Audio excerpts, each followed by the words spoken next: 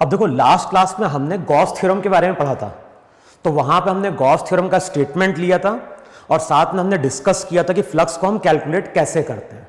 तो आज की जो क्लास होगी वहां पे हम देखेंगे कि गॉस थ्योरम की एप्लीकेशन क्या है। अब देखो गॉस थ्योरम की 3 एप्लीकेशन है।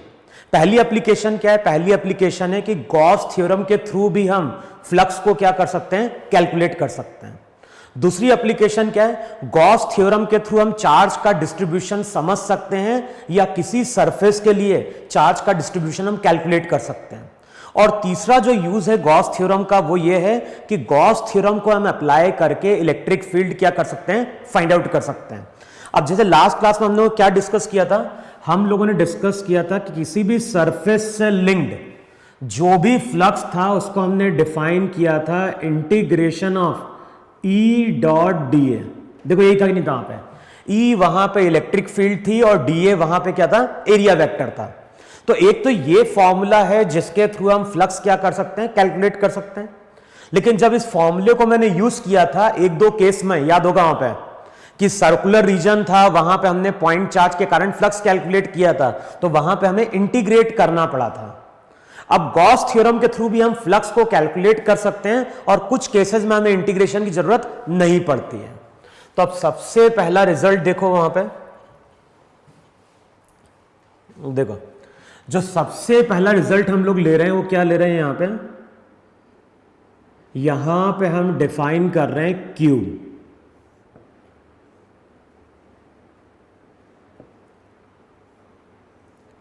तो जो सबसे पहला केस है, सबसे पहले केस में हमने क्या कंसिडर किया? हमने कंसिडर किया एक क्यूब। और जो भी क्यूब है, क्यूब के सेंटर पे हमने क्यू चार्ज को लाके क्या किया है? प्लेस किया। तो यहां पे क्यूब है, क्यूब के ध्यान ना जो भी चार्ज है, चार्ज हमने लाके प्लेस किया है क्यूब के सेंटर पे। अब रिजल्ट याद होगा कि कोई भी अगर पॉइंट चार्ज होगा तो उसके कारण लाइंस ऑफ फोर्स कैसी थी? रेडियली आउटवर्ड थी वहां पे। और ये जो लाइंस ऑफ फोर्स है, ये लाइंस ऑफ फोर्स हमारी किस में थी? स्पेस में थी। तो अगर ये कोई रूम है और रूम में हमने किसी चार्ज को लाके प्लेस किया है तो उसकी lines of force her direction में क्या कर रही होगी? ओरिजिनेट कर रही होगी वहां पे। अब ये जो चार्ज होगा इसकी लाइंस ऑफ फोर्स क्यूब के सरफेस को क्या कर रही होगी? कट कर रही होगी। और लास्ट क्लास में हमने क्या डिफाइन किया था? किसी सरफेस को अगर लाइंस ऑफ फोर्स कट करती है तो इसका मतलब है कि उस सरफेस से वहां पे क्या लिंक कर जाता है? फ्लक्स लिंक कर जाता है। अब मान लो क्वेश्चन में हमसे पूछ रहा है कि ये जो सरफेस है, इस सरफेस से लिंक्ड फ्लक्स कितना है? ये जो क्यूब का एक सरफेस है, इस सरफेस से फ्लक्स कितना लिंक कर रहा है? तो अब हमें क्या यूज करना है? अब हमें यूज करना है गॉस थ्योरम। गॉस थ्योरम जब हम अप्लाई करते थे तो सबसे पहले हम कंसिडर करते थे गॉसियन सरफेस। तो इस केस में ये जो क्यूब है, इस क्यूब को तुम कंसिडर करो यहां पे एक गॉसियन सरफेस। तो ये जो क्यूब है, इस क्यूब को हमने कंसिडर कर लिया एक क्लोज गॉसियन सरफेस। अब गॉस थ्योरम क्या डिफाइन करती है? गॉस थ्योरम डिफाइन करती है कि किसी भी क्लोज गॉसियन सरफेस से लिंक्ड जो टोटल फ्लक्स होगा, तो फाई मेरा टोटल फ्लक्स है। अब टोटल फ्लक्स किसके बराबर होगा? टोटल फ्लक्स होगा 1/ε0 times net charge enclosed by the closed Gaussian surface. तो इस क्लोज गॉसियन सरफेस ने कितना चार्ज इनक्लोज किया है? Q।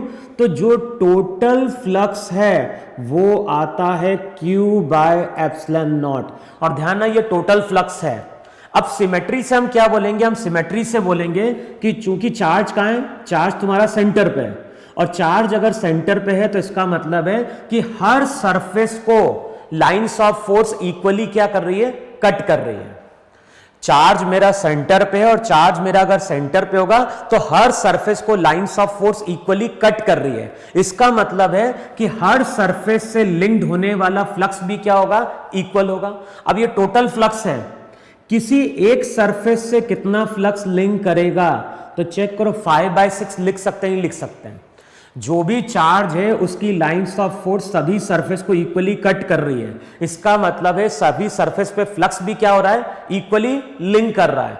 तो किसी एक सरफेस से लिंक अगर फ्लक्स कैलकुलेट करना है तो आंसर जो रहेगा वो हो जाएगा 5/6। तो रिजल्ट हो जाएगा Q/ε0 6 एप्सिलॉन नॉट।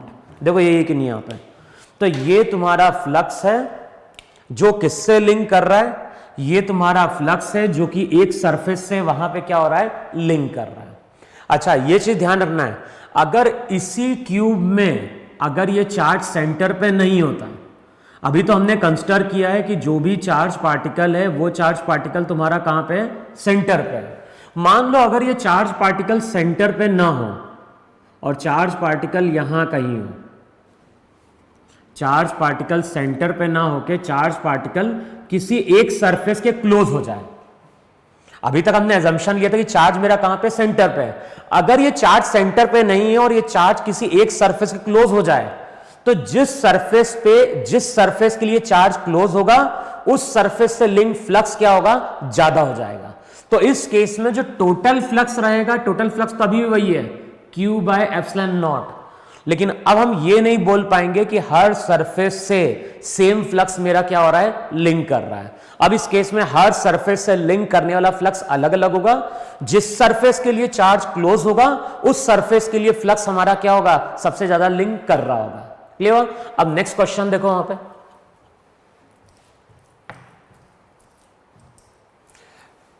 अब देखो जो नेक्स्ट प्रॉब्लम है उसमें हम क्या डिफाइन कर रहे हैं, उसमें हम डिफाइन कर रहे हैं इस तरह से, एक प्लेन है, ये एक स्क्वायर प्लेन है और ये जो स्क्वायर प्लेन है इसकी साइड की लेंथ a है। तो इस तरह से यहां पे एक स्क्वायर प्लेन है, इस स्क्वायर प्लेन के सेंटर से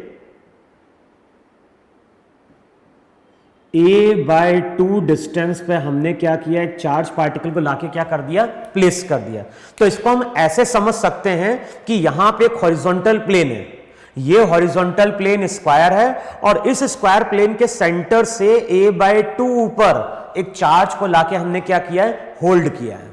अब अगर हम सेंटर से a/2 ऊपर अगर हम किसी चार्ज को लाके क्या कर रहे हैं, प्लेस कर रहे हैं, तो इस चार्ज की लाइंस ऑफ फोर्स इस प्लेन को क्या कर रही होगी, कट कर रही होगी। अब मुझे कैलकुलेट क्या करना है, मुझे कैलकुलेट करना है कि इस सरफेस से लिंक्ड फ्लक्स कितना होगा। तो अगर मुझे फ्लक्स कैलकुलेट करना है तो अब करना क्या है, चार्ज मेरा इस स्क्वायर के सेंटर से a/2 हाइट पे है। अब इमेजिन करो कि इस तरह से हमने 5 स्क्वायर प्लेन क्या कर लिए और प्लेस कर दिया। इस तरह से हम 5 स्क्वायर प्लेन प्लेस कर रहे हैं।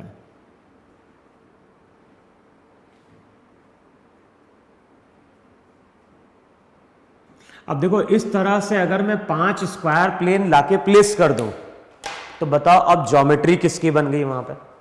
अगर यहां पे हम इस तरह से 5 स्क्वायर प्लेन को लाके प्लेस कर देंगे तो ये जो ज्योमेट्री रहेगी, ये ज्योमेट्री वहां पे क्यूब की हो जाएगी। देखो ऐसा बोलो ही नहीं बोलोगे यहां पे। अब अगर मैंने 5 प्लेन को यहां पे साइड बाय, अगर 5 प्लेन को इस तरह से मैंने चारों तरफ से अरेंज कर दिया तो ज्योमेट्री क्यूब की बन गई। अब इसको तुम मान लो यहां पे क्लोज्ड गॉसियन सरफेस, तो इसको इमेजिन करो क्लोज गॉसियन सरफेस। अब गॉसियन सरफेस की प्रॉपर्टी क्या है कि इस गॉसियन सरफेस से जो टोटल फ्लक्स लिंक करेगा वो होगा 1/ε0 टाइम्स नेट चार्ज एनक्लोज्ड। तो जो भी फ्लक्स लिंक कर रहा होगा फ्लक्स हो जाएगा Q/ε0। अब बताओ सिमेट्री से अगेन हम क्या बोलेंगे, सिमेट्री से अगेन हम ये बोलेंगे कि चूंकि चार्ज तुम्हारा सेंटर पे है तो हर सरफेस से लिंक फ्लक्स तुम्हारा क्या होगा, सेम होगा। तो अगर मुझे इससे लिंक फ्लक्स कैलकुलेट करना है तो फाई डैश की वैल्यू 5/6, तो रिजल्ट हो जाएगा Q/6ε0। देखो यही फ्लक्स है कि नहीं है वहां पे, क्लियर है इतना। तो ये सेकंड एग्जांपल लिया था जहां पे हमने क्या किया, विदाउट इंटीग्रेशन फ्लक्स को क्या किया है, कैलकुलेट किया है। फिर नेक्स्ट क्वेश्चन देखो वहां पे,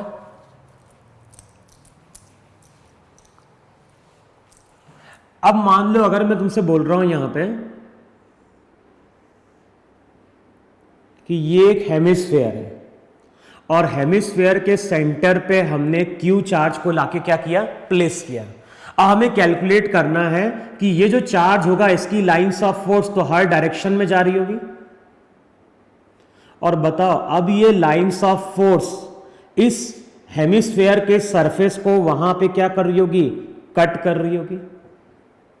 मान लो हमें कैलकुलेट करना है कि इस चार्ज के कारण इस हेमिस्फेयर से फ्लक्स कितना लिंक कर रहा है, तो अब कैसे कैलकुलेट करोगे वहां पे? तो सबसे पहले क्या करो, इस तरह से यहां पे एक और हेमिस्फेयर इमेजिन कर लो। अब बताओ, इस तरह से अगर मैं एक हेमिस्फेयर इमेजिन करूंगा, अगर मैंने इस तरह से एक और हेमिस्फेयर इमेजिन किया तो ये ज्योमेट्री किसकी बन गई, एक कंप्लीट स्फेयर की बन गई। अब इसको मान लो एक क्लोज गॉसियन सरफेस। अब बताओ टोटल चार्ज कितना इनक्लोज किया, Q, तो फ्लक्स कितना हो गया, फ्लक्स हो गया Q बाय एप्सिलॉन नॉट। तो Q by epsilon not total flux है जो कि इस स्फेयर ने यहां पे क्या किया है, एनक्लोज किया है। क्लियर है ना? अब हमें कैलकुलेट क्या करना है, हमें कैलकुलेट करना है कि ये जो हेमिस्फेयर है इससे फ्लक्स कितना लिंक कर रहा है। अब बताओ ज्योमेट्री से हम क्या बोलेंगे, ज्योमेट्री से हम ये बोल सकते हैं कि चार्ज कहां पे रखा गया है, चार्ज रखा गया है सेंटर पे, तो दोनों सरफेस से लिंक फ्लक्स तुम्हारा क्या है, इक्वल पास कर रहा होगा। तो किसी एक सरफेस से लिंक फ्लक्स की बात करोगे तो वो 5/2 होना चाहिए, तो आंसर हो जाएगा Q/2 एप्सिलॉन नॉट। देखो यही फ्लक्स लिंक कर रहा है कि नहीं लिंक कर रहा है वहां पे, क्लियर है ना? फिर देखो वहां पे नेक्स्ट, अब नेक्स्ट केस में हम लोग क्या कर रहे हैं, फिर से यहां पे क्यूब ले रहे हैं।